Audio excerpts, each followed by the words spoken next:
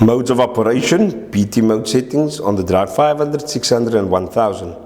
Factory default is standard mode. To begin, press and hold the square button for 3 seconds to enter programming mode. Buzzer beeps twice, which indicates we have now entered program mode. Scroll to the right to BT mode settings. Press on this square in order to change any settings. In order to change, scroll to the right, you will have the following options: auto close, condo mode, PIRAC, passive infrared access control mode, and condo PIRAC mode. If selecting auto close, condo PIRAC or condo PIRAC mode, let's scroll to auto close for example.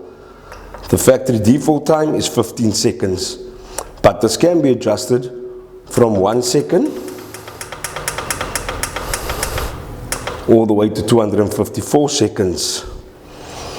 For example, I will set out time to 5 seconds. In order to save this, press and release square. Display will now show you the new setting saved. Once confirmed, press and release X to exit. And as you can see, your current status is auto close mode.